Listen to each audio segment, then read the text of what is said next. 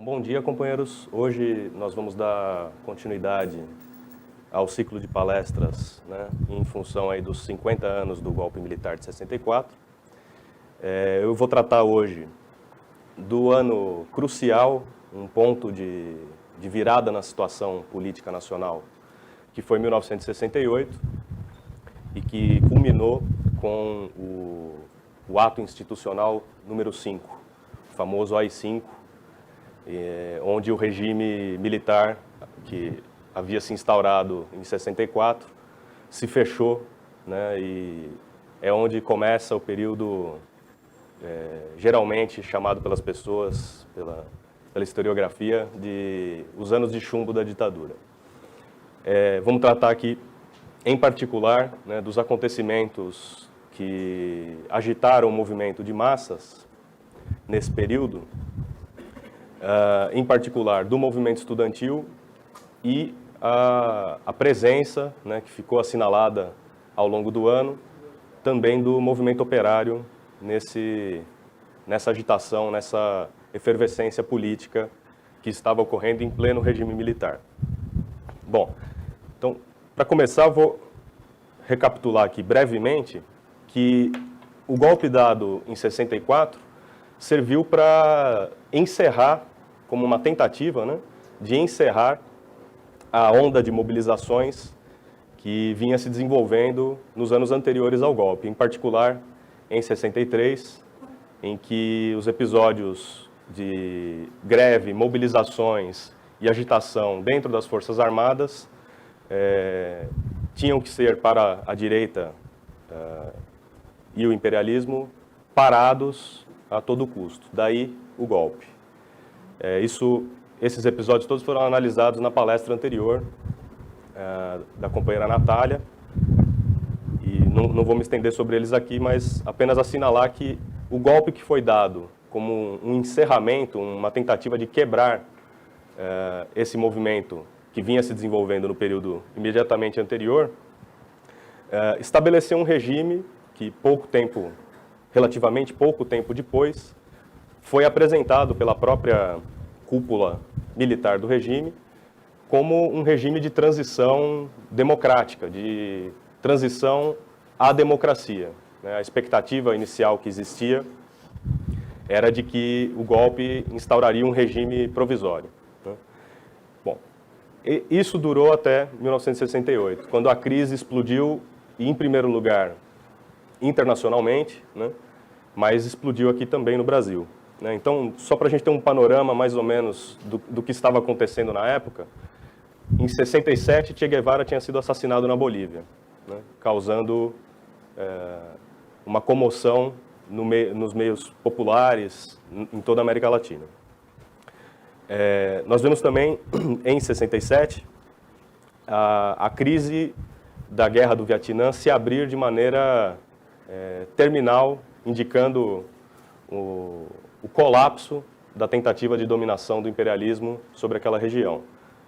Em janeiro de 67, ocorre a famosa ofensiva do Tet, do Ano Novo local, e que levou ao colapso da intervenção militar, escancarou a crise para o mundo. Isso teve uma enorme repercussão. Outro fato importante que assinala a profundidade da crise, que viria a estourar de maneira mais evidente, mais abertamente nos anos seguintes, foi a Guerra dos 6 Dias, no Oriente Médio, envolvendo Israel, Egito, Jordânia, Síria, um acontecimento que também assinalou o nível da agitação política, da radicalização política das massas em todo o mundo. Bom, no Brasil, o que se viu ao longo de todo o ano de 68 foi o mais intenso e prolongado conflito entre as massas estudantis, operárias e populares e o governo militar. Foi o período em que o choque entre as massas e os militares se deu da maneira mais aguda, mais completa, por assim dizer.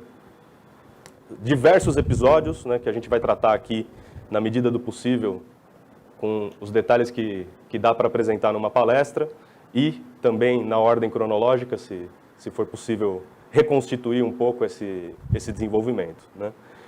Esses diversos episódios que nós vamos expor empurraram o governo militar contra as cordas de maneira que não se tinha, de maneira sem precedentes, o que forçou, de certa maneira, ou foi usado, né, pelos militares como o ponto de apoio para uma virada agressiva de força, que foi o fechamento do regime com o AI-5. Então, o que a gente vai procurar demonstrar aqui é que o AI-5 foi uma intervenção, um golpe dentro do golpe, para tentar conter um movimento que já parecia amplamente disseminado e completamente fora de controle, né? Então, nesse sentido, a gente vai procurar, através da exposição dos acontecimentos, mostrar que o AI-5 ele marca a aplicação de uma segunda dose do remédio que o imperialismo e a direita escolheram para conter o movimento de massas, o movimento operário, o movimento estudantil e popular. Quer dizer, o recrudescimento da ditadura, a intervenção pela força, numa repetição ampliada, aprofundada do golpe de 64, foi o que se viu em 68. É o período também que encerra, né, a primeira etapa do regime militar, como eu tinha assinalado, de uma maneira geral. É uma etapa que se dividiria aí nesse período em duas, né? O regime sob o Castelo Branco, com uma política abertamente pró-imperialista, e o governo Costa e Silva, que sobe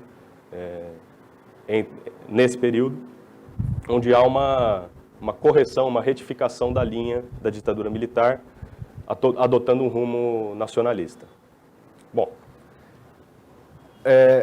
ainda como um preâmbulo, né, um longo preâmbulo, acho que cabe aqui assinalar também algumas semelhanças entre esse período que vai de 64 a 68 com a situação política atual. Eu vou procurar traçar essas semelhanças, apontar essas coincidências que não são, obviamente, não se dão por acaso, né? Ao longo da palestra eu vou procurar mostrar isso daí. Mas já de antemão, é importante a gente destacar, né? Guardadas as diferenças, né? O fato de que de 64 a 68 o país estava marcado pelo golpe militar, né? A deposição do governo burguês nacionalista moderado do João Goulart, né? E que o regime mantido pelos militares até o AI-5 era, como eu havia comentado, apresentado como um caminho natural para a normalidade democrática que os próprios militares iriam conduzir, né? Então, o que existia e o que é um pouco semelhante ao que a gente vê hoje na situação política, no regime político brasileiro hoje. Após o golpe, cassaram todos os partidos e se impôs o regime bipartidário entre Arena e MDB. Em 67, o governo aprova, né, no Congresso, que era o mesmo Congresso eleito em 63, né, ele foi apenas fechado durante o golpe, os parlamentares do PCB e seus suplentes foram cassados e os demais permaneceram nos seus cargos, eleitos, né, agora convertidos entre Arena e MDB, né, divididos entre Arena e MDB. Pois bem, esse mesmo Congresso eleito em 63 é que aprovou a Constituição de 67, a Constituição imposta pelo regime militar. Essa aparência de normalidade, vamos dizer assim, entre aspas, porque havia censura, né, as prisões já haviam começado, havia perseguição política aberta, né, mas essa aparência de normalidade se devia, em grande medida, à colaboração dos parlamentares e políticos burgueses do MDB. Ou seja, aqueles que aceitaram o golpe militar, aceitaram se enquadrar nas regras do jogo e se bandearam todos para dentro do MDB e deram a sustentação, vamos dizer assim, nos marcos do regime burguês, como a perna esquerda do monstro que se ergueu em 64.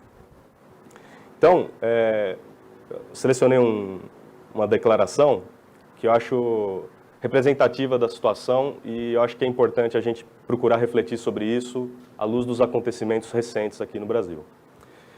Quando o golpe estava fazendo 4 anos, em 68, no 1º de abril de 68, o intelectual e líder católico progressista, né, Alceu Amoroso Lima, que na época era colunista do Jornal do Brasil e da Folha de São Paulo, um intelectual, vamos dizer assim, notório, reconhecido amplamente como tal, como uma autoridade, uma reserva moral. Já era um senhor de idade e tudo mais. Uma reserva moral democrática, dizia ele no aniversário de 4 anos do golpe. Vivemos em um regime de ditadura mascarada e, o que é lamentável, que nem ao menos tem a coragem de se declarar franca e honestamente ditatorial. Essa declaração foi dada imediatamente após os acontecimentos que marcaram o aniversário do golpe, que a gente vai tratar aqui com maior detalhe, mas em que houve passeatas, protestos, choques com a polícia, entre os estudantes e a polícia, entre uma camada da população nas ruas das principais capitais, de diversas capitais do país, e estarrecido pela violência com que a polícia reprimiu esses protestos, né, dos estudantes que saíram às ruas para protestar aos 4 anos do golpe. Diante do choque, da comoção que isso causou, a declaração produzida por esse intelectual da época, ela é bastante... ela esclarece, de um certo ponto de vista, a ilusão democrática que havia então e que se tem ainda hoje. Né? Para esse cidadão, 4 anos depois do golpe, ainda era possível dizer que a ditadura que tinha sido instalada em 64 era mascarada, não aberta, não tão escancarada como se pôde verificar depois do AI-5. Né? Então, esses acontecimentos que nós vamos tratar aqui, eles ocorrem num período de enorme confusão política, né, confusão que se dá, logicamente, né, entre os intelectuais burgueses, entre a juventude, o movimento estudantil, sobre o caráter democrático ou ditatorial do regime instalado em 64. Quer dizer, é sob essa ótica que nós devemos procurar enxergar a situação e os acontecimentos que vão se destacar aqui. Bem, vamos... é preciso assinalar mais uma coisa sobre isso, que nós podemos desenvolver melhor na conclusão e também com as perguntas, o debate aqui. Mas esse regime da legalidade democrática era imposto pelas armas. Né? A semelhança com hoje é que hoje é o regime democrático que impõe à população as armas. Com a ocupação do Exército nos morros do Rio de Janeiro, mais de uma vez ao longo desses últimos anos, a violência policial da polícia militar, um resquício da ditadura cotidiana, né? A repressão ao movimento estudantil que se viu no ano passado e, de um modo geral, a qualquer protesto que se dê nas ruas, tudo isso tem muito a mesma aparência de 1968, logicamente, né, como eu falei no começo, guardadas as devidas proporções, que significa que, né, a diferença entre os dois regimes, mais exatamente, é de que os militares haviam montado, naquela época, um sistema político que não permitia, efetivamente, o acesso da oposição burguesa ao poder real, por assim dizer, né, mesmo que formalmente. Quer dizer, a grande diferença, naquele momento, é que os parlamentares do MDB tinham seus mandatos apenas consentidos pela cúpula do regime militar. Poderiam existir, mas apenas como meros figurantes, uma vez que, depois do AI-5 até o final da ditadura, o regime foi marcado pela completa, como se diz, pela completa concentração de poderes na mão da presidência da República, da cúpula militar do regime. Quer dizer, a oposição burguesa, nos marcos daquele regime, atuava no poder meramente formalmente. Hoje o que se vê é que é possível a esquerda burguesa, a ala nacionalista da burguesia, se organizar nos seus partidos e assumir um governo, ainda que isso não signifique que o aparato policial repressivo, que é o Estado, em sua essência, vai ser contido por qualquer declaração de intenções de um governo de esquerda. Bom, vamos aos acontecimentos. O movimento estudantil, em 68, colocou à prova a democracia de fachada, entre aspas, da ditadura militar do regime de 64. Então vamos falar aqui um pouco do ascenso estudantil que aconteceu no primeiro semestre de 68. O ano começou na sequência de mais ou menos 2 anos de protestos estudantis, em que em diversas oportunidades os estudantes saíram às ruas, houve enfrentamentos menores do que os que ocorreram mais para frente durante o ano, houve enfrentamentos com a polícia, e as principais reivindicações até então eram reivindicações que diziam respeito à política, vamos dizer assim, educacional, né? A reivindicação de mais verbas para as universidades, a reivindicação do fim do acordo MEC-USAID, que é a parceria do Ministério da Cultura com o imperialismo, né, que a gente vê se reproduziu amplamente depois de introduzida aí. Então, até esse início de 68, o movimento estudantil já vinha dando sinais de uma efervescência, de uma radicalização. No dia 28 de março, ocorre, né, o fato já exaustivamente discutido do assassinato do estudante Edson Luiz Lima Souto no restaurante estudantil lá, o Calabouço, no Rio de Janeiro. O rapaz era um estudante secundarista que tinha vindo do interior, estava trabalhando no próprio restaurante para conseguir pagar os seus estudos, para sobreviver, e foi baleado no peito por um policial militar quando a polícia invadiu o restaurante para impedir um protesto, para impedir que os estudantes que estavam ali concentrados naquele dia saíssem em passeata. Então, cerca de 2.000 estudantes que estavam ali reunidos, eles estavam planejando e estavam na iminência de sair às ruas, né, para uma passeata ao estilo das que vinham acontecendo, como se tudo tivesse sido igual ao que aconteceu antes.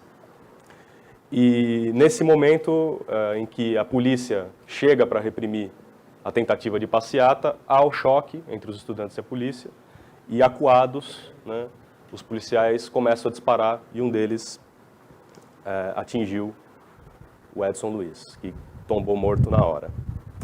Bom, para a gente ter, né, uma dimensão do acontecimento.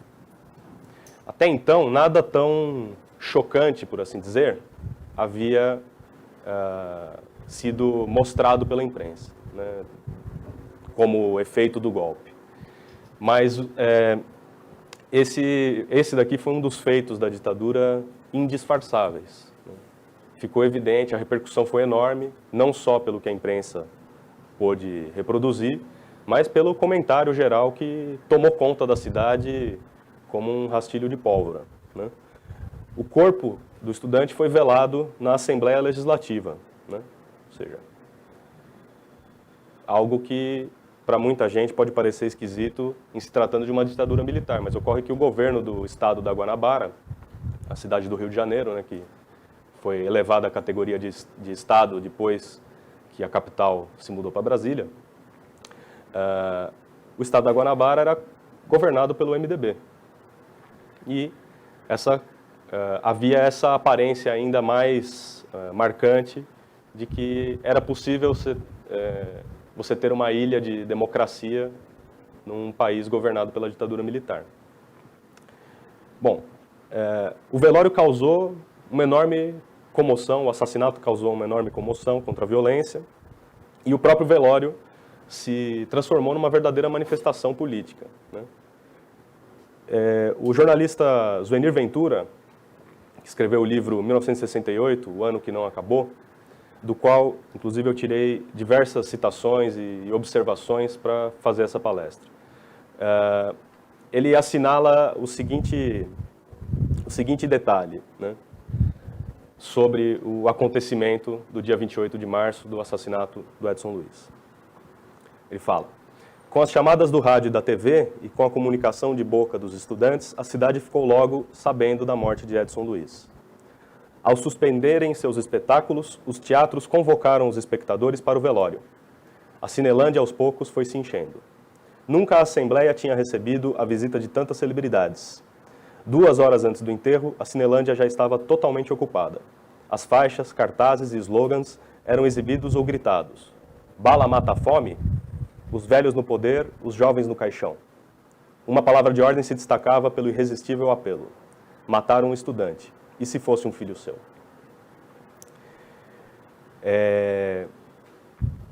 Diante dessa comoção que havia tomado conta da população e que rapidamente, ao longo da semana que se seguiu, isso repercutiu nacionalmente,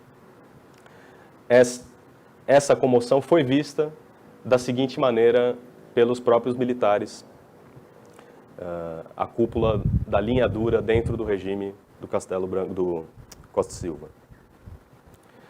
Denunciavam que as cenas do enterro do Edson Luiz lembravam os últimos dias do governo de João Goulart.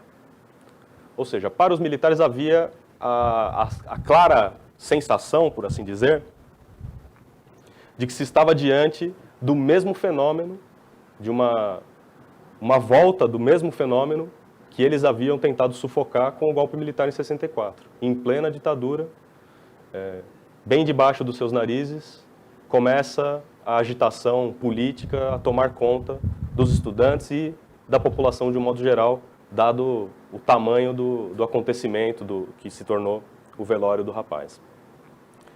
Então, a preocupação com o que estava acontecendo ali é basicamente o que motivou o que muita gente afirma ser um golpe dentro do golpe, como a gente vai ver mais para frente.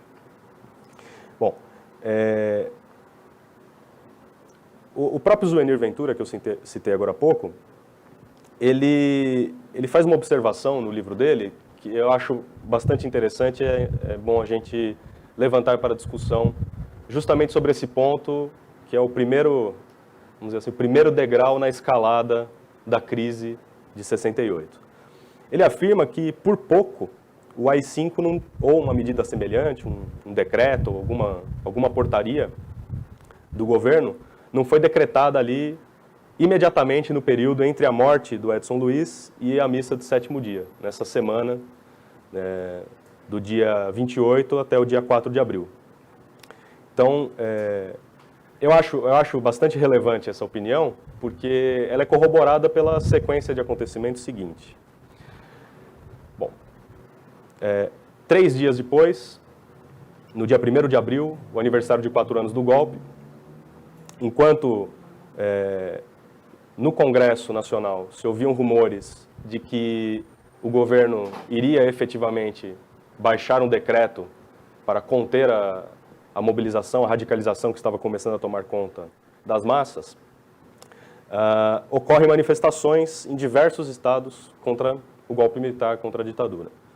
Então, no final da tarde do dia 1º, estoura no centro do Rio de Janeiro um quebra-quebra de proporções gigantescas e assustadoras para a burguesia e o regime militar.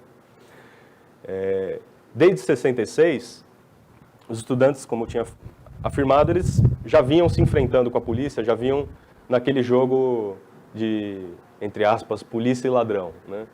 A polícia persegue, os estudantes correm, ora apanham, ora se escondem, e o que é, inclusive, muito parecido com a situação de hoje, né? Em que praticamente não há um protesto que sai às ruas no centro de São Paulo, ou na Avenida Paulista, ou o que seja, e que não tenha um desfecho parecido em que a polícia persegue os estudantes, atira bombas de gás lacrimogêneo e dá um desfecho à la ditadura militar para os protestos de hoje, né? Bom,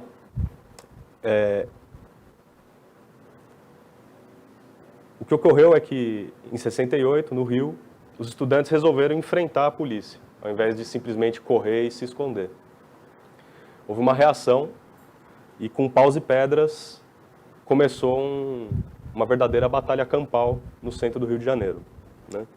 Houve tiroteio e, para a gente ter uma ideia, o saldo do confronto é que diversos soldados foram espancados, 26 civis foram atendidos nos hospitais, 30 soldados foram feridos com cacos de garrafa e pedradas, um estudante, mais um, foi morto, o David Souza Neiva, e 4 outros jovens foram baleados. Bom, enquanto o quebra-quebra ainda estava se desenrolando, o ministro da Justiça, Gami Silva, ordena a ocupação militar com 1.200 soldados, carros blindados, carros de combate, às 10h30 da noite do mesmo dia. Qualquer semelhança com o que está acontecendo hoje não é mera coincidência. A Cinelândia foi esvaziada, né, sob a enorme pressão do aparato militar. Ao mesmo tempo, em outra parte do centro, 120 soldados, né, do Forte de Copacabana se juntavam a 90 soldados da PM com metralhadoras, gás lacrimogêneo, fuzis, cacetetes, ocupando a Praça Cesardelo Correia, no centro. No livro do Zuenir Ventura, ele observa: o governador do então estado da Guanabara, Negrão Lima, do MDB, declarou depois que aceitara o auxílio do governo federal, mas não explicou por quê. E não explicou o porquê do efetivo de...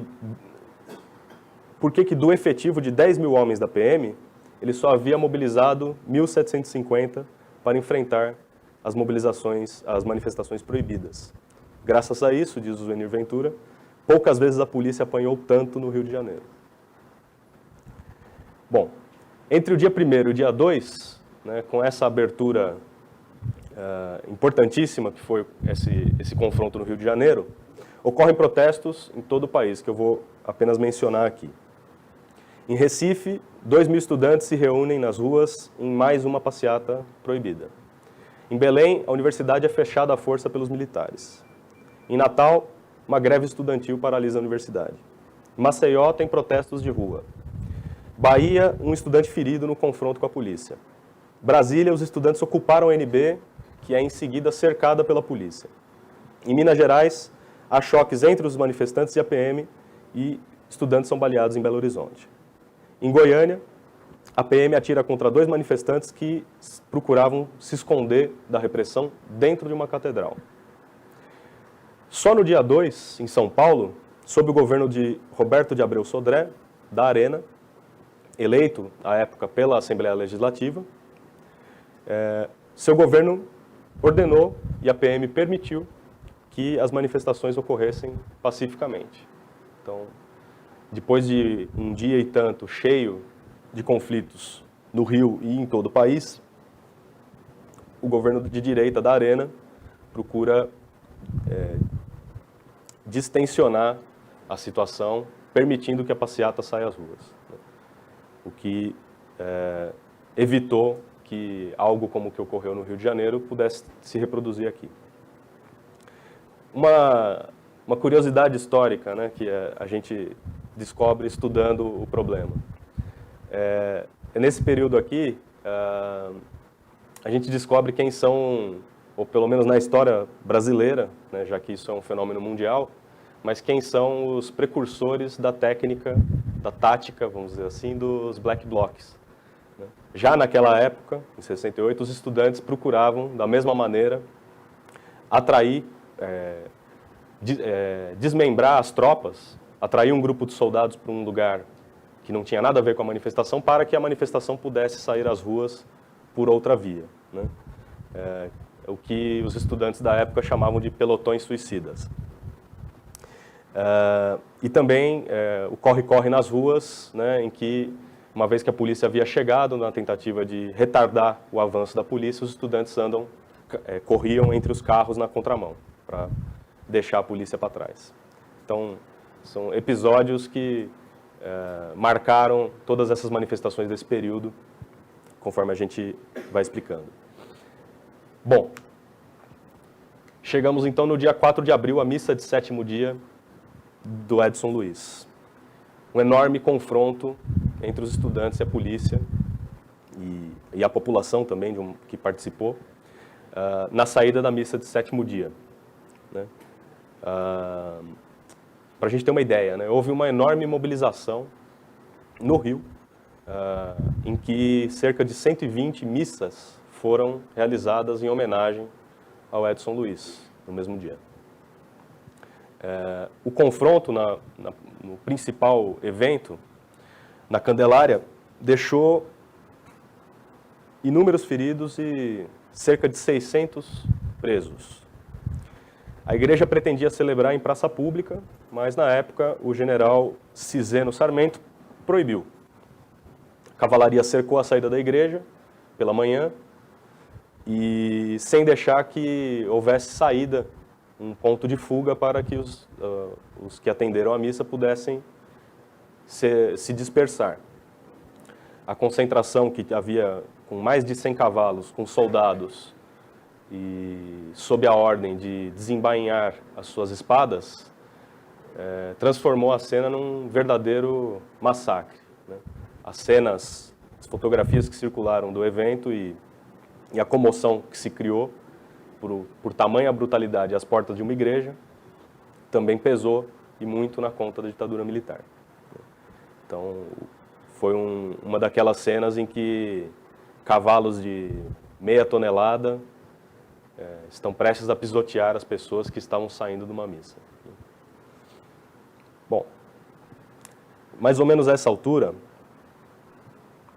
ainda no mês de abril, a gente vê a entrada em cena do movimento operário, que se transforma aí, que revela aí o início de um desenvolvimento muito revolucionário, que só vai se desabrochar completamente ao final da ditadura.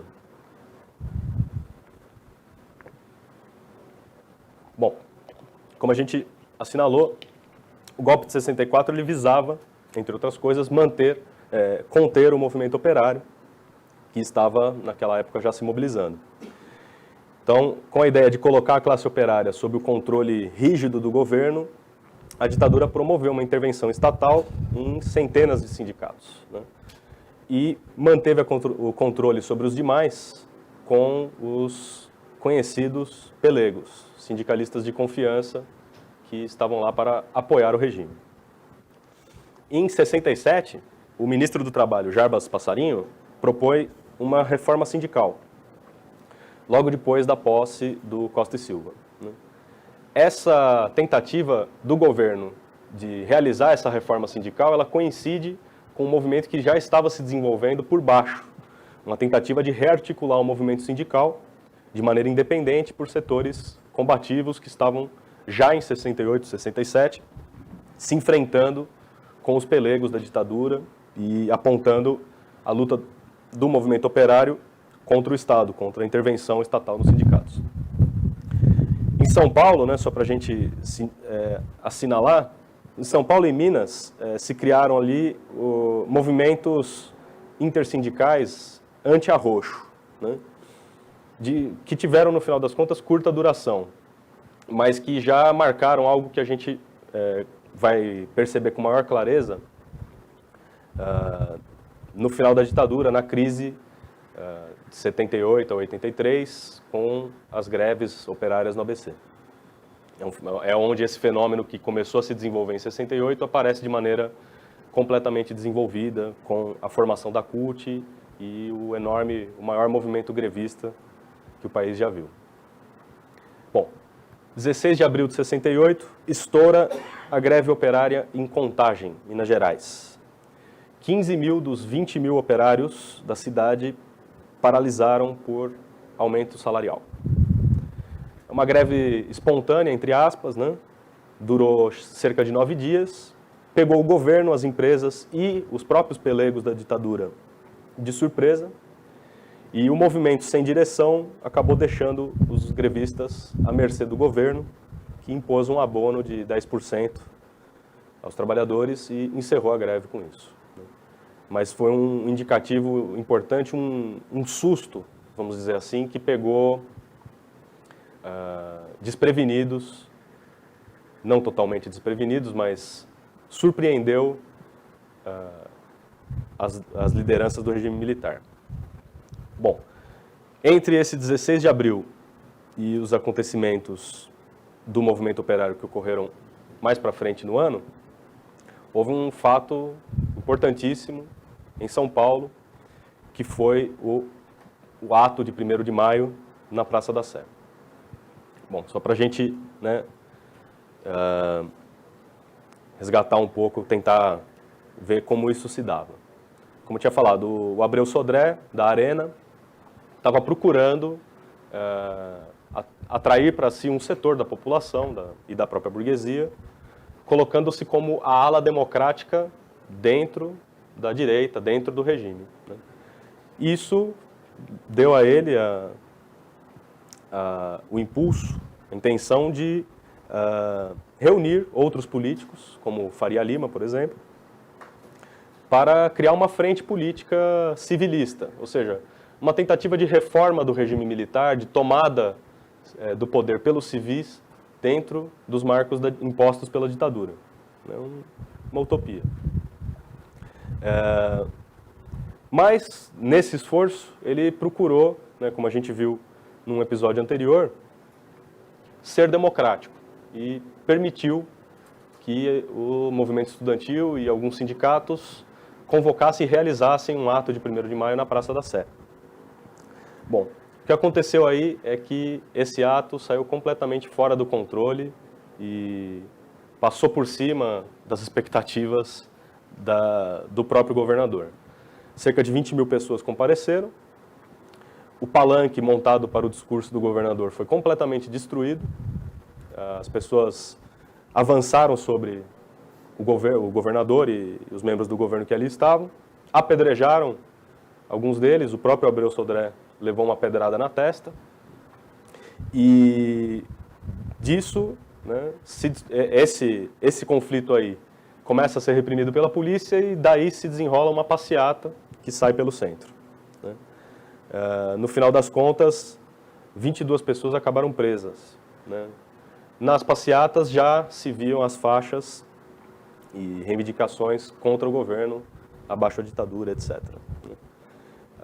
Para se ter uma ideia da força disso daí, alguns postes daqueles de ferro maciço foram arrancados pela multidão no meio da confusão.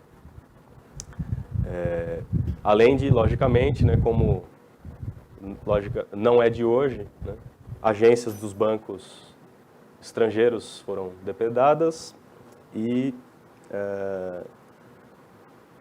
bom, se viu no centro da cidade o que se vê hoje, já naquele momento, né? Um detalhe importante de assinalar. As passeatas estavam proibidas. Quer dizer, oficialmente, ninguém poderia sair à rua para nada. Então, o gesto, vamos dizer assim, do Abreu Sodré é, ao mesmo tempo, né, uma tentativa de distender um pouco o regime, diminuir a tensão, mas se contrapunha e efetivamente deu margem a um enfrentamento contra o regime, ou seja, a população bateu de frente, os trabalhadores, a juventude que ali estavam, bateram de frente contra a repressão. Bom, esse acontecimento ele chamou a atenção já na época para o que os militares haviam falado poucos dias antes, ou depois, de que o que estava ocorrendo ali era a mesma coisa que estava ocorrendo em 64, às vésperas, os momentos finais do governo João Goulart. Bom, pular um pouquinho no tempo, mas para falar ainda do movimento operário, o que ocorreu entre os dias 16 e 18 de julho daquele ano, em que estourou a greve dos metalúrgicos de Osasco, que durou aí 3 dias. 6 das 11 principais fábricas da cidade pararam, cerca de 1/3 dos trabalhadores industriais cruzaram os braços aí, reivindicando 35% de aumento, reajuste de 3 em 3 meses, contrato coletivo de 2 anos. Bom, assinalando que já nessa época a inflação oficial beirava os 45%. A deflagração da greve levou, logicamente, a uma reação da ditadura que interveio no sindicato, promoveu aí mais de 400 prisões de sindicalistas e, inclusive, líderes do movimento estudantil que estavam participando aí. Houve, em meio a esse movimento, a ocupação da Cobrasma, uma fábrica em Osasco, que foi desocupada com bastante violência pela polícia, né? Numa nota jornalística, né, assinalando essa desocupação e a disposição de luta dos trabalhadores. Um dos jornais da época assinalou: armados com barras de ferro e ferramentas, os empregados da fábrica aprisionam diretores, erguem barricadas e resistem ao cerco. São desalojados na madrugada seguinte, depois de muita luta corpo a corpo. Esse foi a descrição telegráfica dos jornais sobre um enfrentamento decisivo, uma demonstração acabada da maturidade da crise no movimento operário e desse enfrentamento entre os trabalhadores e a polícia na ocupação da fábrica. Bom, como a gente tinha assinalado, é importante ressaltar, né? O movimento operário que se desenvolveu aí, ele expressava uma completa renovação das organizações, dos métodos de luta, né?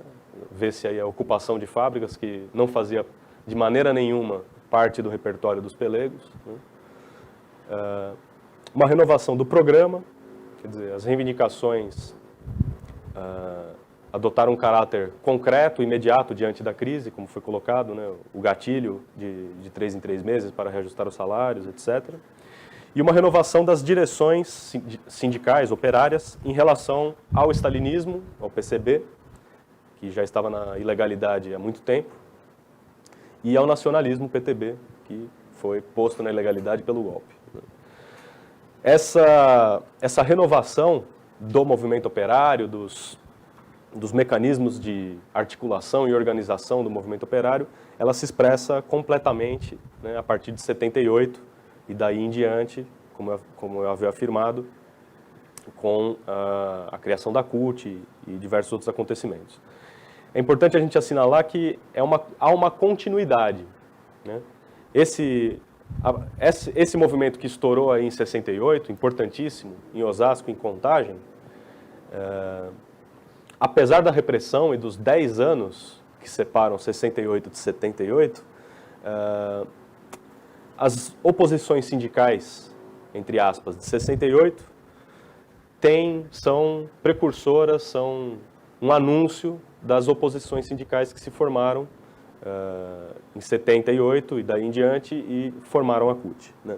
São, como eram na época, um movimento independente do stalinismo, do PCB, e nesse sentido um movimento muito revolucionário da classe operária, que só efetivamente não se desenvolveu completamente, evidentemente, por conta do AI-5 e do endurecimento do regime, que conseguiu desmantelar antes que essas organizações que já estavam surgindo pudessem se organizar de maneira mais decisiva, mais concreta. Então, esse desmantelamento das organizações operárias, esse enfrentamento do regime que promoveu uma perseguição ainda maior aos sindicalistas e aos ativistas nas fábricas, isso daí interrompeu o desenvolvimento desse movimento operário. A ditadura, nesse sentido, teve êxito ao abortar um ascenso revolucionário, ou pelo menos ao postergar por 10 anos um ascenso revolucionário da classe operária. Bom, peraí.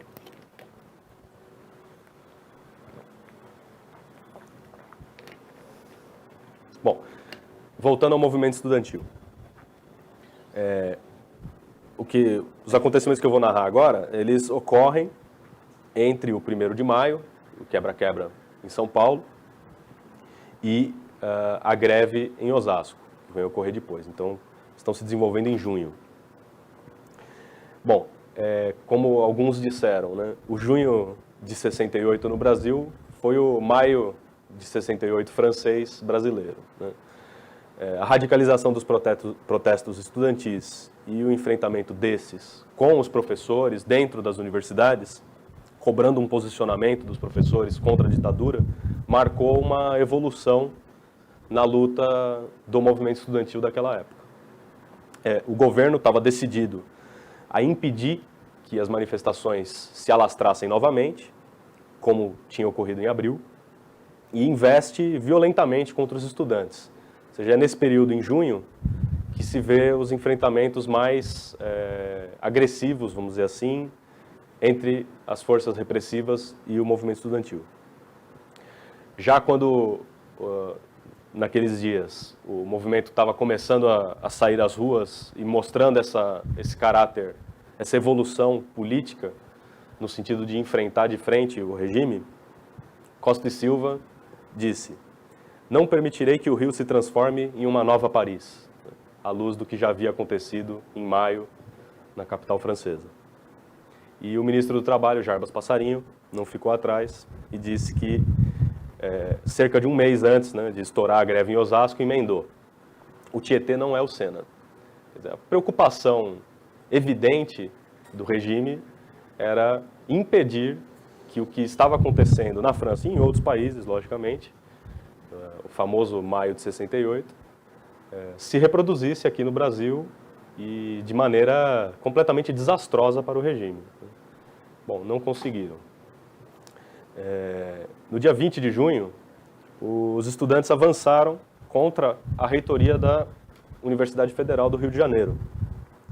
Invadiram, né, hoje a gente diria ocuparam, né, o conselho universitário e trouxeram pelo braço os professores e os reitores, o reitor e os dirigentes da universidade, ao pátio para uma espécie de interrogatório coletivo, né? Uma massa de estudantes que havia ocupado ali a faculdade, levou eles para lá para se posicionar. E, enfim, vocês apoiam ou não apoiam os militares? Vocês apoiam as nossas reivindicações? Qual que é a de vocês, né?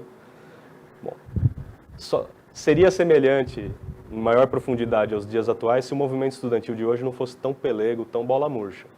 Mas, naquela época, inclusive lideranças moderadas foram arrastadas pela radicalização estudantil, né?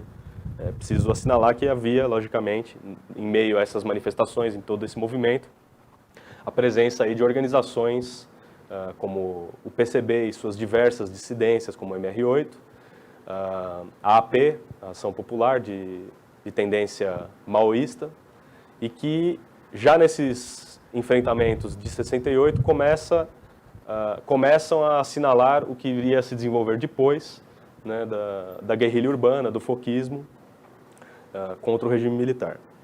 Quer dizer, essas direções do movimento, já naquele momento, por mais confusas e desorientadas que pudessem estar, tinham clareza, pelo menos, de que era necessário bater de frente contra o regime na medida das suas forças ali. E, por isso, não conseguiram impedir, como as direções estudantis dos dias de hoje, não conseguiram impedir que os estudantes se chocassem com os professores, com a reitoria, ou seja, com os representantes do Estado na universidade. Bom, nesse episódio o reitor cede à pressão e afirma que ele concorda com os estudantes, que ele é contra a repressão e se propõe, né, já que estava havendo uma manifestação relativamente grande dentro da faculdade, dentro do campus, ele se propõe a negociar com a polícia e pedir para a polícia se dispersar. Bom, o governo, que a gente já assinalou aqui, do MDB, mandou suspender a operação policial, depois de 3, 4 horas de negociação. Isso já havia anoitecido. E se comprometeu com o reitor e com os estudantes que em 10 minutos a polícia estaria fora e todo mundo poderia sair, desde que saísse pacificamente, né, sem passeata, sem bater de frente. Bom, a polícia fingiu que recuou, mas na verdade quando os estudantes começaram a sair, a polícia avançou com toda a violência para cima, seguindo uma ordem que depois soube-se pela imprensa, partiu do comando do 1º Exército, né? E mandou a PM dissolver a aglomeração que estava acontecendo ali na Faculdade de Economia, no Botafogo. 400 estudantes foram detidos. Soldados, nesse episódio aqui, os soldados fizeram algo que foi feito novamente, enfim, não dá para dizer de outra maneira. Isso a gente pôde ver na USP, em particular, na desocupação da reitoria em 2011, o que se viu nesse dia 20 de junho de 68. Os soldados barbarizaram, né? A imprensa divulgou fotos dos abusos, mas a narração de uma das testemunhas oculares, ela dá conta de um episódio grotesco. Bom, os estudantes foram todos os que ali estavam presos, né? Mão na cabeça e fuzis, metralhadoras apontados para eles, porque finalmente eles estavam muito armados, eram muito perigosos, né? Bom, os soldados procuraram humilhar completamente os detidos, né? Então, forçaram a se deitar no chão, com a cara na grama, assediaram as mulheres. Houve relatos aí de que alguns soldados urinaram sobre os estudantes que estavam presos. E ao que se somou as fotos que apareceram na imprensa no dia seguinte, né? Ao relato de toda essa barbaridade, as fotos que apenas sugeriam o que de fato ali aconteceu, né, com os estudantes apenas com a mãos na cabeça, causaram um escândalo, uma repercussão enorme. Foi um segundo episódio em que uma comoção tomou conta da população, em particular no Rio de Janeiro, em que ficou evidente que o que estava acontecendo ali era a mais descarada ditadura e que o que levou setores da classe média, intelectuais, que ainda vacilavam, relutavam em se definir abertamente contra a ditadura, em fazer alguma coisa contra a ditadura. Episódios como esse daqui empurraram esses setores para a esquerda e os levaram a tomar uma decisão mais definida sobre enfrentar essa ditadura, essa barbárie que estava acontecendo.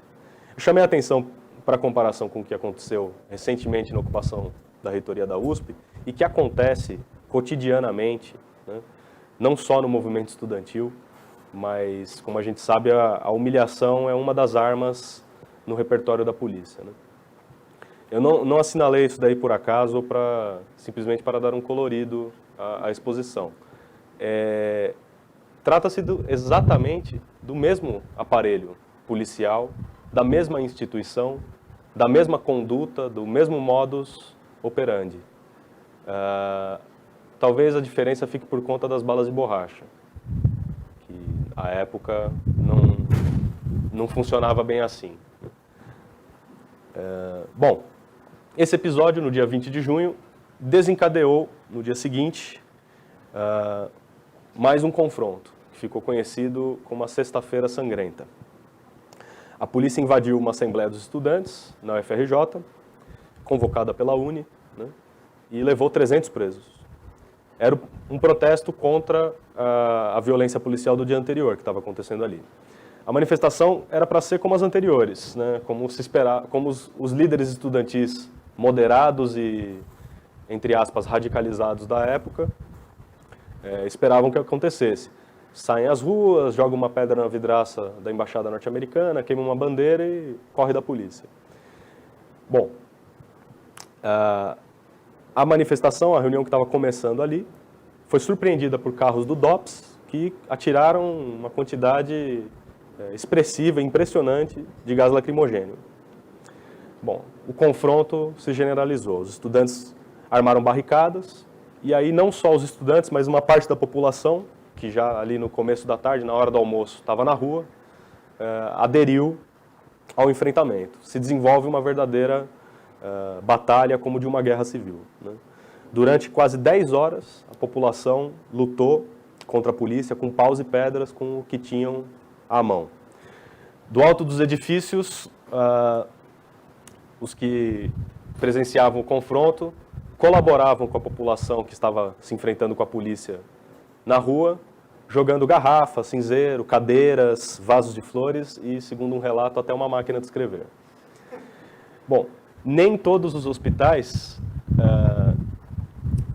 divulgaram os números, o balanço, de modo que não se tem uma dimensão exata do que foi esse enfrentamento, né? Como foi falado aqui. 10 horas de pau no meio da rua, com paus e pedras de um lado e a polícia armada do outro, com tiro, chumbo e tudo que tem direito. Bom,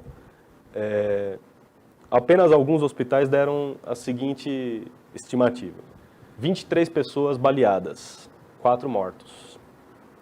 Inclusive, um soldado da PM que foi atingido por um tijolo jogado de um prédio. 35 soldados feridos a pau e pedra, 6 intoxicados e 15 estudantes espancados pela polícia. 1.000 presos no DOPS. Só não houve mais soldados feridos porque as tropas recuaram. Um dos comandantes permitiu que os soldados se escondessem debaixo de uma marquise para não levar mais tijolada, pedrada que vinha de cima e de baixo. Eu separei aqui um relato do jornal Correio da Manhã, que descreve a situação em detalhe, né? O Zuenir Ventura ele destaca esse relato, porque ele achou interessante a descrição cronológica dos acontecimentos daquele dia. Então, diz o relato. 13 horas e 15 minutos. Soldados da PM, armados de fuzil, não hesitam. Dispersam a tiros os manifestantes nas proximidades do edifício Avenida Central.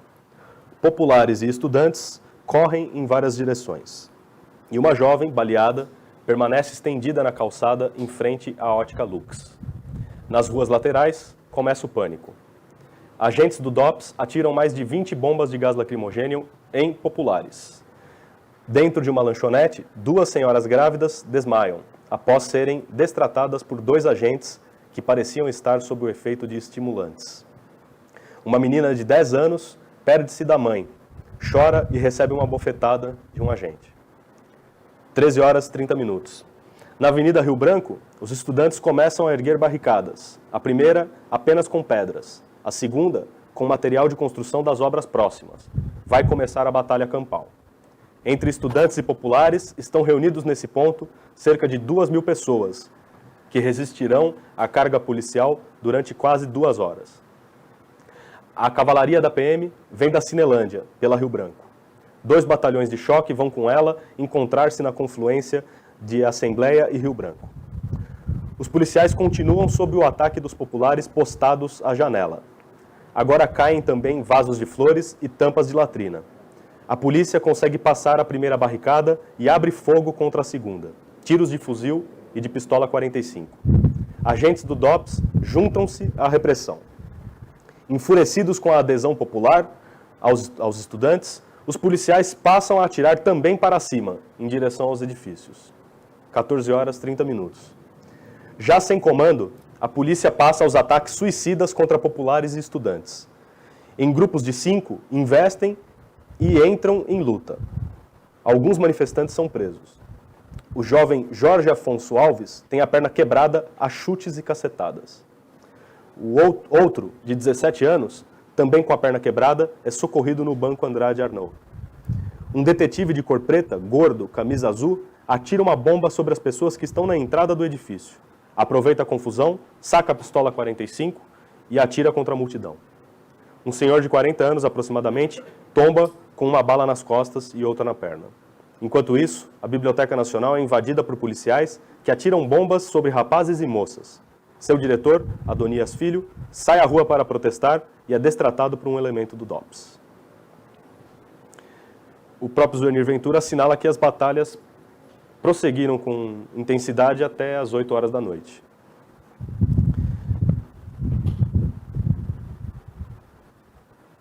Bom, ele assinala também que,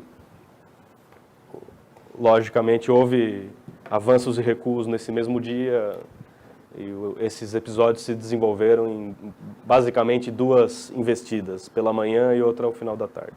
Bom,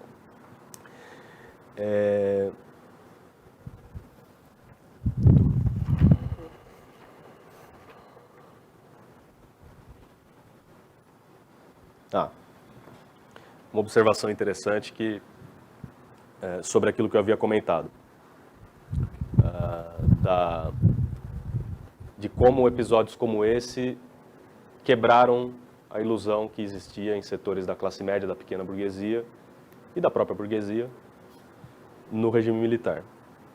O Zuenir Ventura assinala o seguinte: se fosse possível precisar o momento exato em que o governo Costa e Silva perdeu definitivamente a batalha pela conquista da opinião pública, esse momento estaria situado entre os dias 19, 20 e 21 de junho, quarta, quinta e sexta-feira.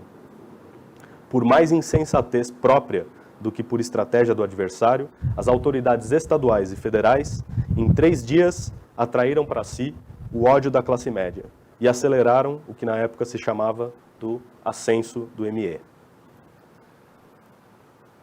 Bom, o terceiro episódio... há um episódio menor entre esse e o próximo. Apoiado na repercussão desses acontecimentos, no dia 23 de junho, os estudantes ocuparam em São Paulo a Faculdade de Filosofia, na Rua Maria Antônia, de Economia e de Direito, no Largo São Francisco, da USP, uma tradição que foi retomada pela ala radical, combativa do movimento de hoje, encabeçada por nós e por diversos estudantes sem partido, de ocupar os prédios universitários. Naquela época, alguns professores se solidarizaram e iniciaram, vamos dizer assim, a moda de dar aulas públicas nessas ocupações, nesses eventos. Representantes sindicais ligados ao movimento operário de Osasco participaram das assembleias estudantis e os estudantes começaram a se envolver também na organização do movimento grevista, coletando fundos para a greve. Bem, isso no dia 23. 3 dias depois, o terceiro acontecimento que provocou um choque na opinião pública geral contra a ditadura. Ocorre a Marcha dos 100 mil. Bom, novamente, é o Rio de Janeiro. O governo do MDB legalizou a marcha, depois de muita negociação, muita insistência e acordos para que ela fosse pacífica, ordeira e com trajeto pré-estabelecido. O governo liberou a marcha, permitiu que a população saísse às ruas e que, para o que seria, a princípio, reivindicações estudantis, exclusivamente. Quer dizer, não foi uma marcha no acordo em que havia entre as lideranças estudantis e o governo do MDB, não foi uma marcha convocada para protestar contra o massacre que havia ocorrido ali 5 dias antes. Era uma marcha para levantar as velhas bandeiras do movimento estudantil, pedindo mais verbas, exigindo que a questão estudantil, fundamentalmente, os protestos de um modo geral, eles ficassem sob o controle, vamos dizer assim, do Ministério da Educação. Os intelectuais e professores que se reuniram para negociar a realização dessa marcha reivindicavam do ministro da Educação na época, o Tarso Dutra, que ele assumisse com firmeza a posição dentro do governo de que o caso dos estudantes não era caso de polícia, não era para o Ministério da Justiça, era para que ele sentasse e negociasse. Logicamente, o o ministro não fez nada e a manifestação aconteceu por um acordo e foi muito aplaudida pela imprensa e da época, né, e os historiadores de hoje, justamente pelo seu caráter moderado, pacífico, né? Mas que, por outro lado, a forma moderada não esconde completamente o conteúdo de radicalização política, né? As fotografias da época todas mostram as faixas com os dizeres abaixo a ditadura, contra a ditadura e tudo mais, o que só pôde acontecer porque houve efetivamente um acordo, uma tentativa de evitar que o negócio saísse do controle. A manifestação foi gigantesca para os padrões, 100 mil pessoas nas ruas, né? Era maior até então, nesse período, e esperavam, com o final disso daí, elegeram uma comissão na manifestação de um intelectual, um professor, um estudante e tal, para ir a Brasília e negociar, conversar com o Costa e Silva. Bom, logicamente, eles foram e não deu em nada, né? Então, tudo que procuravam conduzir por meio do acordo, né, desde a realização da passeata até a solução do conflito entre estudantes e o governo, por meio da negociação do acordo, foi completamente frustrado, né? A reunião entre eles e o Castelo Branco terminou com nenhum resultado, nenhum acordo. Bom, dali a alguns dias, no dia 4 de julho, né, realizou-se no Rio uma outra passeata menor, com umas 30 mil pessoas, principalmente estudantes secundaristas, né? Na época, um dado interessante, na época, em 64, tinha no país 1.819.000 estudantes secundaristas e apenas 137 mil universitários. Então o movimento secundarista tinha uma importância ainda maior do que se pode imaginar à primeira vista hoje, que se pensa o movimento estudantil principalmente a partir do que acontece nas universidades, né? Essa passeata já não teve a mesma paciência, a mesma passividade da anterior, né? Os elementos, vamos dizer, hardcore do movimento estudantil ali na época decidiram botar para quebrar. Bom, no dia 5, o ministro da Justiça, Gami Silva, no dia seguinte a essa passeata, proíbe todas as manifestações de rua. Com isso daí, houve uma intensificação do cerco policial à organização estudantil e, além do mais, o período de férias contribuiu para fazer refluir, para dispersar os estudantes, né? Bem, em 29 de agosto, a UNB invadida pela polícia. O estudante Valdemar Alves da Silva é ferido com um tiro na cabeça. 200 soldados da PM e 100 agentes do DOPS prendem o Honestino Guimarães, que era presidente da Federação dos Estudantes Universitários de Brasília.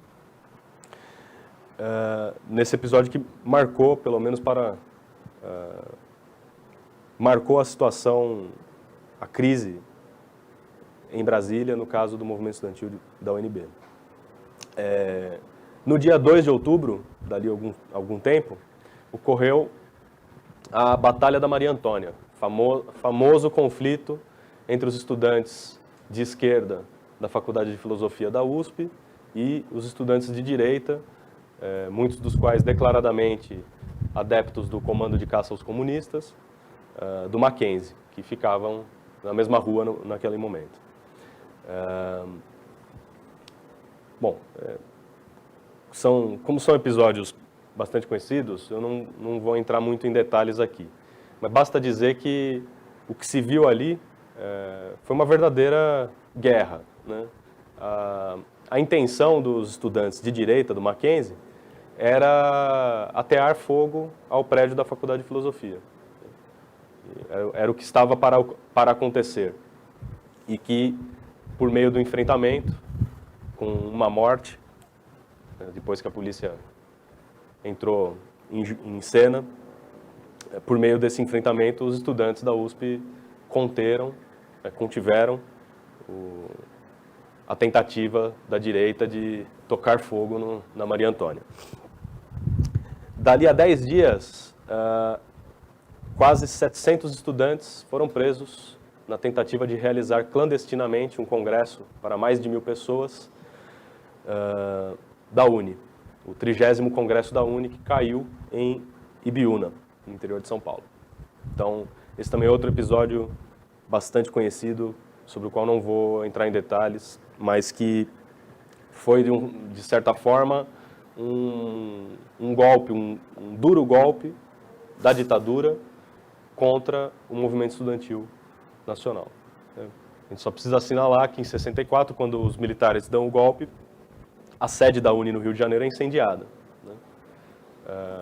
Mas, enquanto organização, os estudantes mantiveram os seus vínculos ali e mantiveram a UNE em pé até a tentativa frustrada aí do Congresso em Ibiúna. Um detalhe, curiosidade histórica, né? O Congresso, uma das propostas era que fosse realizado no CRUSP, no conjunto residencial da USP. Mas a discussão entre as lideranças estudantis acabou decidindo pela realização dele em Ibiúna, numa fazenda, tal como aconteceu. Bem,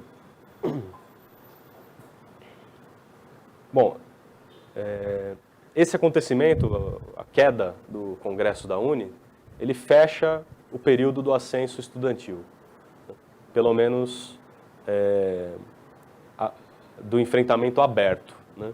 O que muitos historiadores, comentadores do período afirmam é que marca também a transição, a passagem de um setor relativamente expressivo do movimento estudantil, uma espécie de vanguarda, por assim dizer, para a luta armada, né? Ou seja, a partir da queda do Congresso da UNE em outubro de 68, o movimento estudantil, principalmente, né, o movimento estudantil,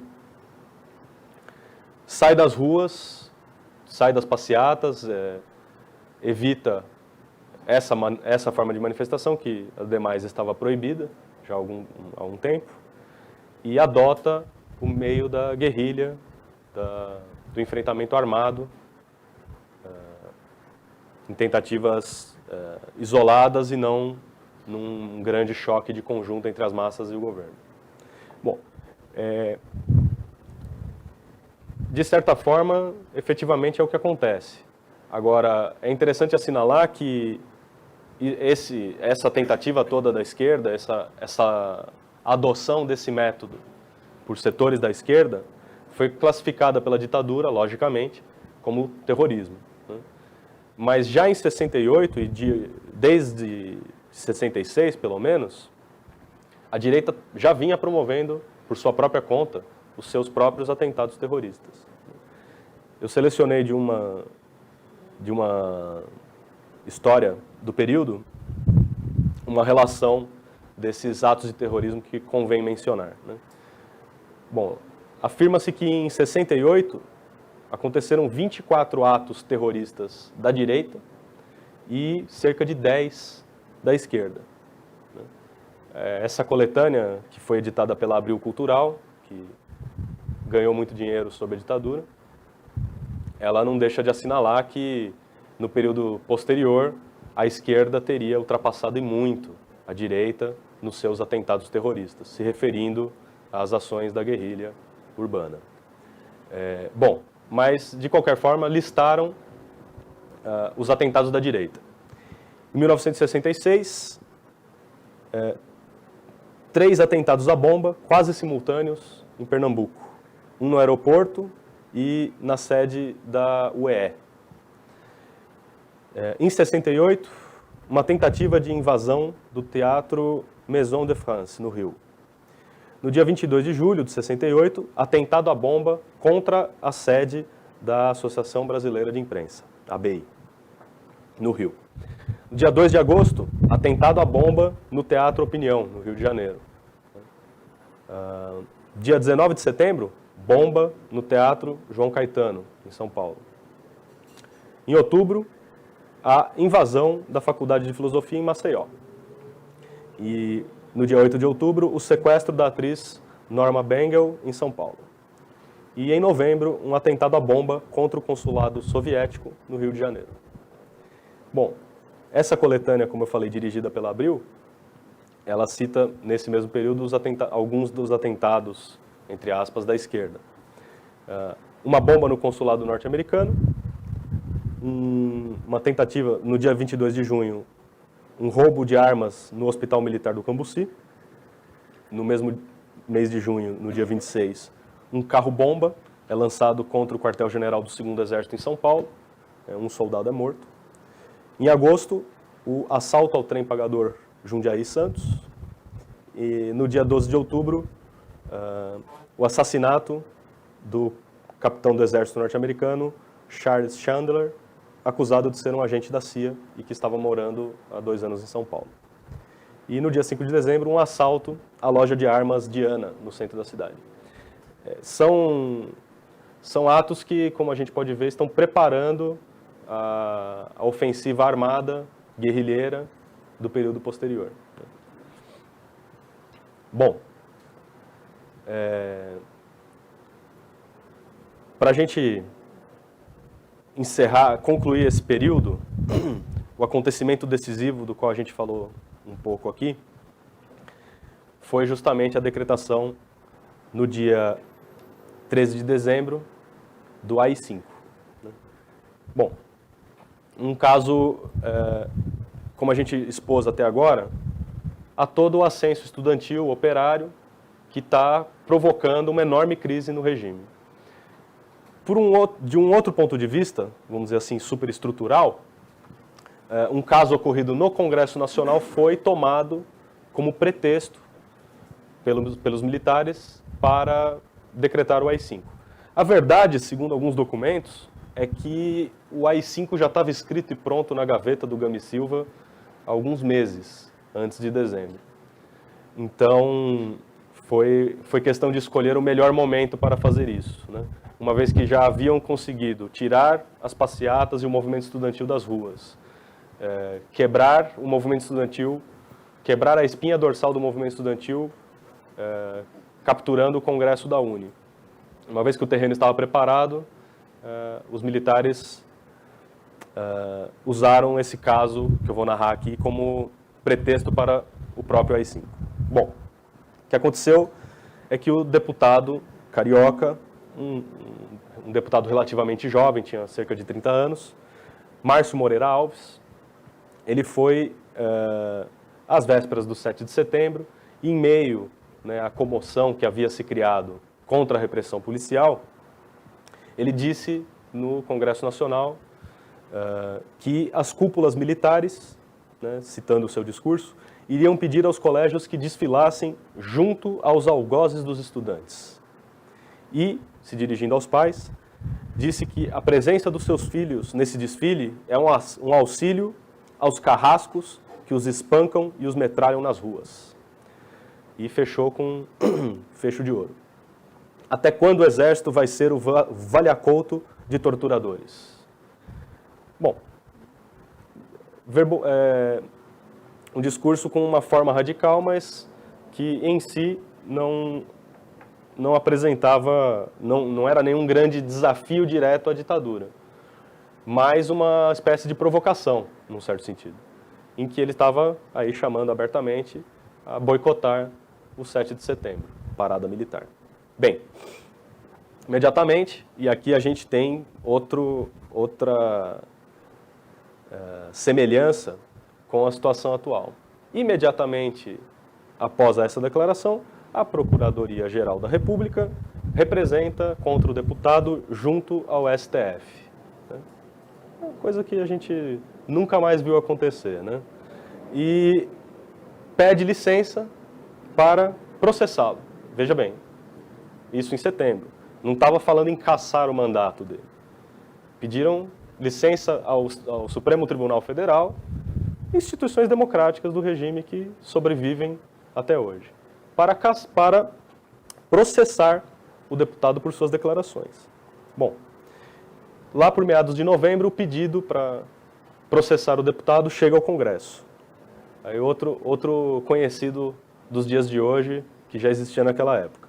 A Comissão de Constituição e Justiça da Câmara aceita o pedido de processo feito pela Procuradoria-Geral por 19 a 12 votos, depois que 9 de seus membros são substituídos. O plenário do Congresso, mesmo assim, recusa dar licença a que o deputado seja processado, no dia 12 de dezembro. No mesmo dia, qualquer notícia sobre o caso na imprensa foi proibida. E no dia seguinte, o AI-5, junto com um dos artigos extraordinários ali, fecha o Congresso.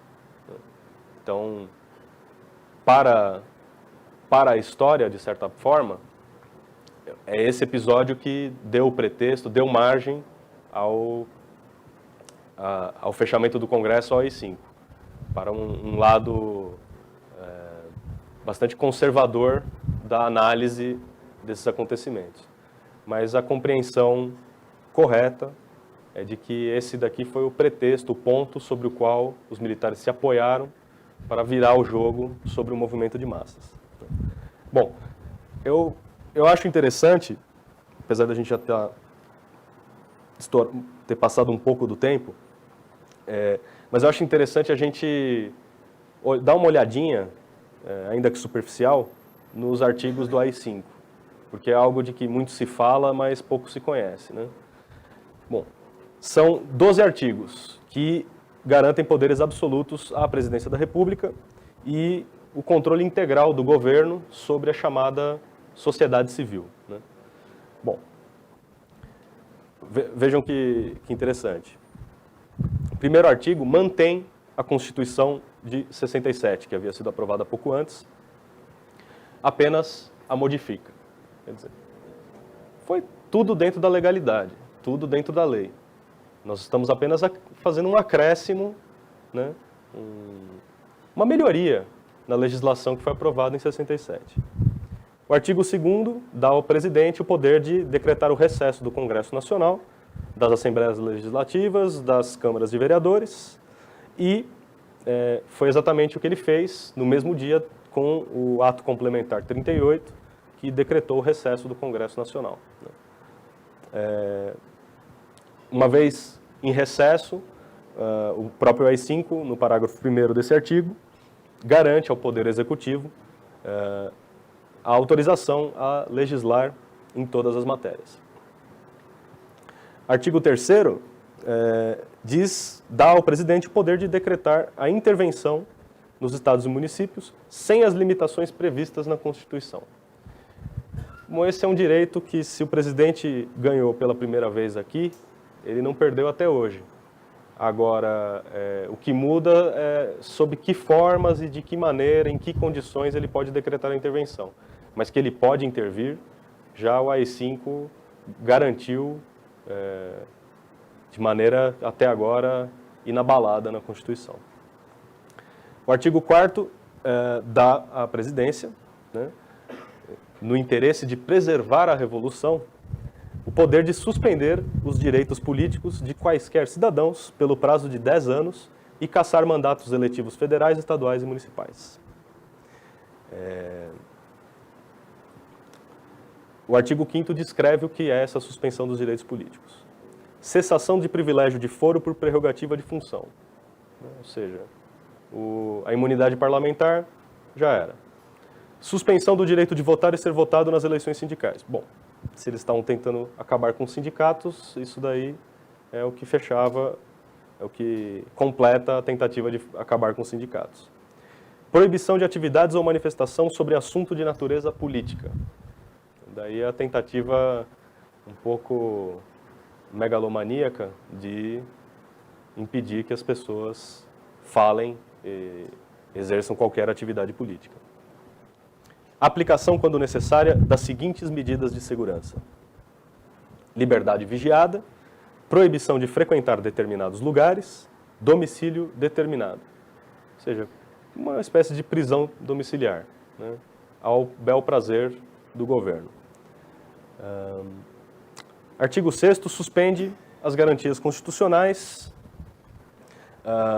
aqui dirigido aos funcionários públicos, quer dizer, todos aqueles que não poderiam ser exonerados por tempo de casa, enfim, garantias conquistadas para a manutenção do seu emprego, com esse artigo podem ser exonerados. Serviu para limpar, né, como a linha dura até esse momento vinha dizendo, limpar o governo da infiltração comunista que existia no funcionalismo público. Outro artigo que entrou para a Constituição e que está mantido até hoje, o AI-5, no artigo 7, permite à presidência decretar o estado de sítio e prorrogá-lo por tempo que achar necessário. O artigo 8, a presidência pode confiscar os bens dos seus presos políticos e daqueles acusados de corrupção. Enfim, os últimos artigos, eles dão uma forma técnica ao que está acontecendo aí. A Presidência da República pode, no artigo 9º, baixar atos complementares para a execução desse ato institucional. O ato criou um dispositivo por meio do qual a ditadura poderia legislar e atuar executivamente, levando adiante o seu plano, né? Também, aqui no AI-5, foi suspenso a garantia de habeas corpus, ou seja, o cara pode ser julgado, pode ser preso e esperar pelo julgamento preso, se é que vai haver julgamento. Artigo 11 é aquele que fecha, dizendo: excluem-se de qualquer apreciação judicial todos os atos praticados de acordo com este ato institucional e seus atos complementares, bem como os respectivos efeitos. Então, isso daqui, eu espero que seja tratado em uma próxima palestra, mas isso daqui é o que a própria lei de anistia não conseguiu revogar completamente até hoje.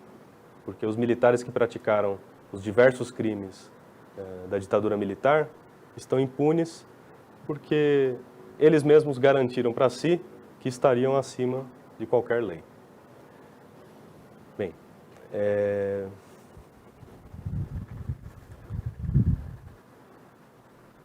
bom, eu acho que eu vou encerrar por aqui. Queria só dizer mais algumas poucas palavras sobre a importância dessa discussão para a situação atual e porque nós, do Partido da Causa Operária, estamos dando importância a entender, a compreender profundamente o que se passou aí, para que a gente possa atuar daqui para frente. Bom, como a gente tinha falado, o AI-5 e a ofensiva militar contra as manifestações, contra a população de modo geral, ela foi mais severa em 68 do que havia sido a primeira investida golpista de 64. Né? Ou seja, 10 anos, mas ainda assim não foi suficiente para acabar, para conter de forma definitiva esse ascenso popular, esse desenvolvimento revolucionário da população de um modo geral. 10 anos depois, o regime militar está na lona. De 78 para 79 entra a lei de anistia e os próprios militares já haviam colocado em marcha um plano para uma transição pacífica ao regime civil democrático sob o seu próprio controle. Então, a luta estudantil em particular e de um modo geral, a mobilização operária e popular contra a ditadura, eles trazem à baila comparações inevitáveis como as que a gente assinalou aqui. A gente, guardando as diferenças, pode perceber que a população que hoje está saindo às ruas, os estudantes em particular, as tendências que começam a se expressar por choques entre populares e a polícia cada vez mais frequentes nas periferias de São Paulo e das principais cidades, tudo isso daí tem uma origem, tem um fundo político que a gente pode traçar diretamente a isso daqui, né? De 10 anos depois do AI-5 em 68, estoura o maior movimento operário, né, o maior ascenso operário da história do país com as greves do ABC. Quer dizer, um movimento profundamente revolucionário e que, por pouco, não coloca abaixo não só as velhas estruturas do regime militar, mas como a tentativa que estava se colocando então de construir um regime, um novo regime, dessa vez democrático, mas que mantinha a continuidade segura do poder anterior, né? Então a gente assinala essa importância, essa semelhança, porque há restos da ditadura que permanecem vivos no regime político atual e que esse regime, como assinalamos aqui, foi inaugurado pelos próprios militares a fim de sufocar novamente o ascenso do movimento de massas, em particular do movimento operário, no final dos anos 70. A PM, suas operações, a inspiração para a legislação, né, as leis contra a greve, de regulamentação, entre aspas, das greves, e toda a legislação restritiva de direitos, os dispositivos legais, como os assinalados aqui, que garantem às Forças Armadas o direito de intervir na situação política, né, entre outros, deixam evidente que o regime militar combatido nas ruas em 68 por milhares e milhares de pessoas se esconde hoje detrás de uma fachada civil democrática. É o do Congresso eleito, ainda que num processo viciado, em que a participação da população no próprio regime, no controle do aparelho estatal, é restringida ao voto. Tais condições, essa impermeabilidade do regime político aos anseios da população, estão levando agora, tal como aconteceu nas crises dos regimes anteriores, né, na primeira etapa da ditadura de 64 a 68 e do AI-5 até a abertura, eles conduzem e deixam a classe operária, a juventude revolucionária e os setores que lutam por reivindicações democráticas, que são inalcançáveis nas atuais condições, esses setores todos se veem diante de uma única alternativa real, efetiva, né? Ou seja, que é necessária a sua organização de maneira independente da burguesia e do seu regime, dos seus partidos, em torno a um programa realmente revolucionário.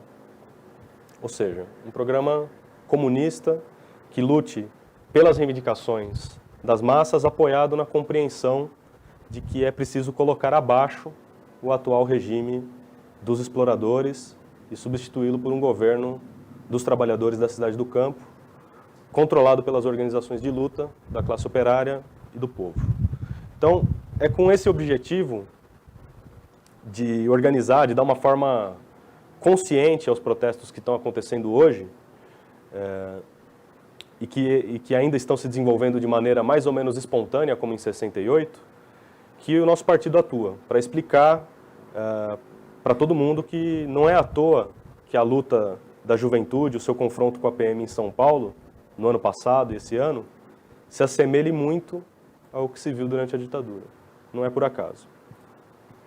Vivemos sob uma ditadura e, para dar o primeiro passo nela, no enfrentamento contra ela, é preciso saber contra quem estamos lutando, quem é o inimigo, o que significa, de fato, esse regime político no qual a gente vive. Então, nesse sentido, a gente, do Partido da Causa Operária, dirige aos trabalhadores, aos setores de vanguarda do movimento estudantil e das frentes de luta democrática do povo, da luta das mulheres, dos negros, um chamado para construir um verdadeiro partido operário, revolucionário, socialista, como uma forma necessária de direção para a luta pelo poder da classe operária. O maio de 68, tanto no Brasil como no francês, eles foram um prenúncio. A sua fraqueza, né, a debilidade dos que ali participaram, impediu que eles pudessem se desenvolver e eles foram contidos. pelos governos que ali estavam à época. Na França, por exemplo, o governo de Gaulle, que teve que renunciar depois do enfrentamento. E no Brasil, o recrudescimento da ditadura. Então, todo esse movimento que foi represado aí pelo enfrentamento do governo se expressou com maior força uma década depois. E nós vemos que esse processo tem a sua continuidade e que é preciso levar adiante, manter erguidas essas bandeiras que dão o sentido geral da luta revolucionária a que nós nos propomos. Então, vou parar por aqui e vamos abrir para perguntas e o debate.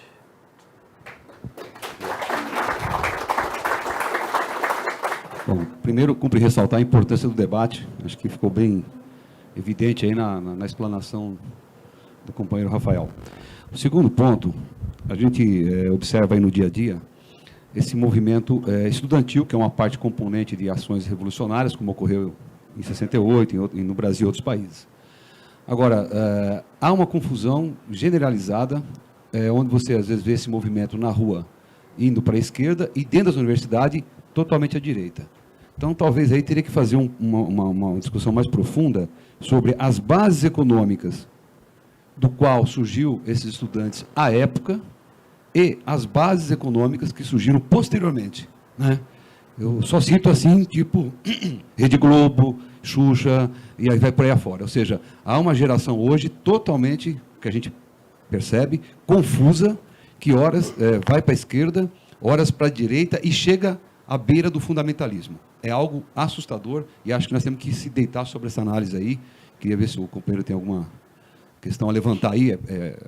Acho que é um dever de todos pensar sobre o assunto, né? Mas eu começaria por aí, né? São duas perguntas que eu queria fazer. Uma relacionado à imprensa, o papel da imprensa na época e hoje, as mudanças com o que a gente fala sobre imprensa alternativa ou alguma coisa assim. E outra que você falou sobre 68, quando a classe média se tocou realmente de que era uma ditadura. E com o chamado aumento da classe média hoje, o que seria preciso, e se está acontecendo, um aumento da consciência do que está se passando agora. Isso que o Juraci falou também, eu queria complementar, perguntando sobre essa confusão,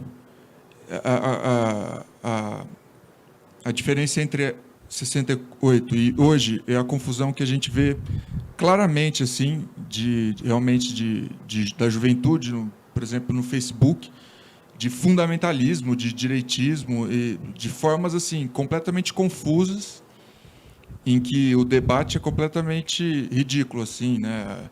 É uma foto de alguém e eu odeio essa pessoa, eu também odeio, é uma bosta, e taxando sem discussão. Espero que não tenha ficado. Só uma pergunta para ver se a gente está falando a mesma língua. Quando vocês falam em fundamentalismo, eu só conheço, assim, nesse movimento estudantil, eu não sei de nada.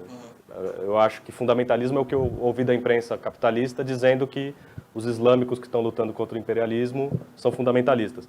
Do que vocês estão falando exatamente? Certo.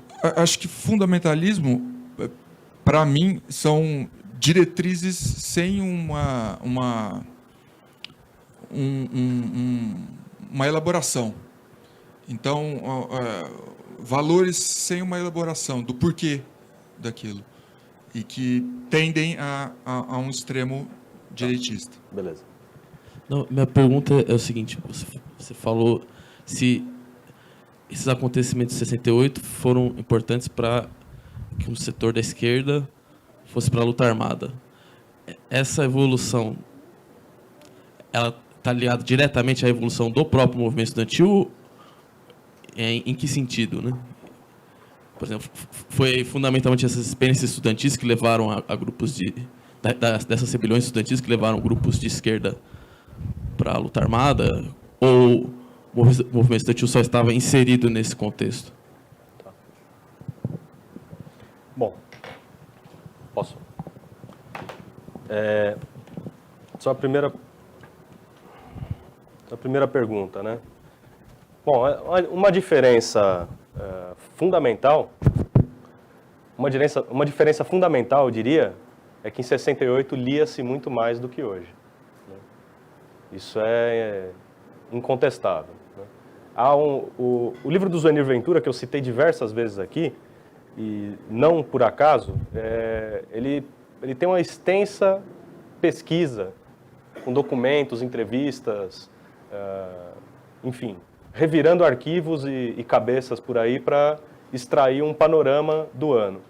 Ele abre o livro falando da situação, da evolução da situação cultural no país.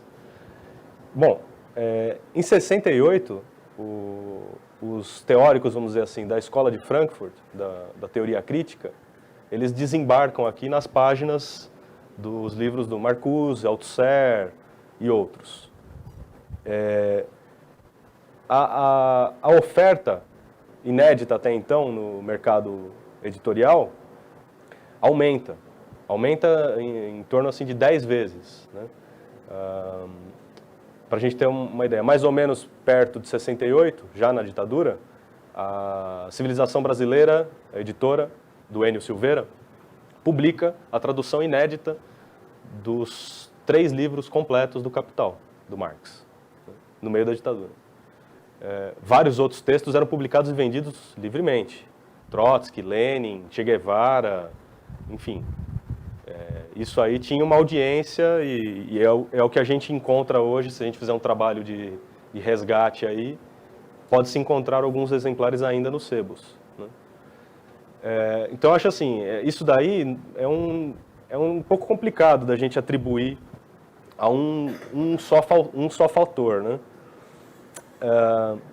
A televisão, em particular, naquela época, ela agia muito mais como um veículo que reproduzia o que já se fazia em matéria de jornalismo nos jornais impressos e rádio com imagens. Quer dizer, ela não tinha, segundo os críticos, né, modernos da televisão, que eu acho algo muito curioso, mas segundo os críticos atuais da televisão, a televisão daquele tempo ela não tinha uma linguagem própria, né, como está na moda usar a palavra linguagem para descrever outras coisas que não são a língua. Ela não sabia ainda expressar como ela se expressa hoje, essa maravilha, com muitas e muitas aspas, que é a Globo, que nada mais é que uma cópia das emissoras de televisão norte-americanas. Quer dizer, a televisão em 68 estava engatinhando. Ela veio, a TV a cores começa acho que em 72, se eu não estou enganado. Enfim, não exercia, não cumpria o mesmo papel para uma geração que estava ali com 18 a 28 anos de idade. A TV não cumpriu o mesmo papel que cumpre hoje, efetivamente, para quem nasce na frente do aparelho, praticamente. Né? Naquela época era algo que tinha entrado na casa das pessoas há pouco tempo. Né? E que ainda era quase uma curiosidade, mas algo secundário. Né? A imprensa escrita tinha muito mais importância no seu momento do que a televisão. Inclusive, você vê pelo seguinte, né? A mudança, a inversão, olha, um dado curioso. Né? 3 jornais dessa época, 2 do Rio de Janeiro e 1 de São Paulo. No Rio de Janeiro, o Jornal do Brasil e o Correio da Manhã. E em São Paulo, o Jornal da Tarde, que foi criado no Estadão bem nesse período, não existem mais. Nos últimos 10 anos, os 2 deles que haviam sobrevivido fecharam. O Correio da Manhã, não sei exatamente que fim teve, mas também não existe mais. Então, assim, fecham-se jornais e o mesmo canal de televisão continua controlando com um enorme poder de comunicação, de informação, um verdadeiro monopólio. Né? Não é à toa que isso tem efeitos. Agora, não é o suficiente, na minha opinião, para amarrar todo mundo e justificar que as pessoas não estão se mexendo, não estão se mobilizando, não querem se mobilizar, ou pior, têm uma posição de direita. Porque para amarrar, você precisa amarrar mesmo. Não adianta só falar contra o que a pessoa está defendendo, porque se a pessoa realmente quer defender aquilo, ela vai reagir, vai lutar, vai defender o que ela quer. O que há é que a gente está tratando de um setor muito fluido, muito indeciso, muito vacilante, muito instável, que é a classe média, que é a pequena burguesia, né? A gente tem que lembrar sempre que a pequena burguesia ela é uma classe possuidora. Ela é proprietária, só que ela é uma pequena proprietária. Ou seja, ela não é dona da fábrica, mas ela é dona da casa dela, ou do pequeno negócio dela. Ou ela trabalha para o Estado, vive do lucro, da mais-valia extraída dos trabalhadores, mas vive para si, ali, no seu próprio meio. Ela, como a gente viu em 68, entrando um pouco nisso daí, que o Fred colocou, ela está entre a classe operária e a burguesia. Sempre vai estar. Agora, a gente está lidando aqui não com uma pequena burguesia rural, clássica, vamos dizer assim, o pequeno proprietário, o pequeno camponês, né? Que no nosso país é uma camada grande da população, mas é uma camada que está paralisada já há muito tempo. Mas a gente está tratando da pequena burguesia, da classe média urbana, né? Que, bom, a cidade é dominada pelo capital, não tem por onde. Ou seja, se a classe operária não bater firme na mesa, não investir agressivamente contra a burguesia, a pequena burguesia não vai tomar uma posição com tanta facilidade. Ela não quer ser... O problema é o seguinte, a pequena burguesia não quer ser que nem a burguesia, porque ela é uma classe, sobretudo, moral, pura. Então, a burguesia é má, né? Olha só o que essa classe fez com o mundo inteiro, né? Olha o que é uma fábrica. Então, o pequeno burguês, ele quer ser como o burguês, mas não ser um burguês. E, ao mesmo tempo, o maior medo que ele tem é de sujar a mão de graxa. Então, se ele tiver que trabalhar, é o temor supremo da vida dele. Ter que carregar uma caixa, ter que consertar uma máquina ou perder um dedo numa máquina, é o terror.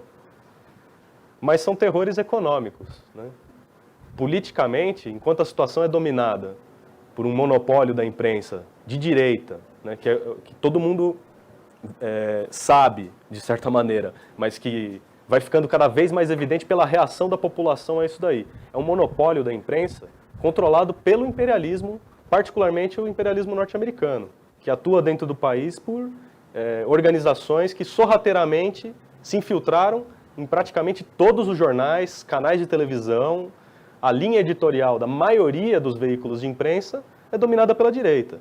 Bom, é o que se lê. Sempre foi. Os jornais, a imprensa, sempre teve na mão da burguesia, não é?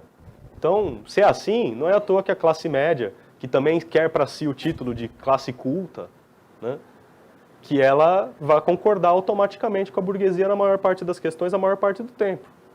Ainda que ela tenha que fazer isso a contragosto, né? Porque tem um outro problema.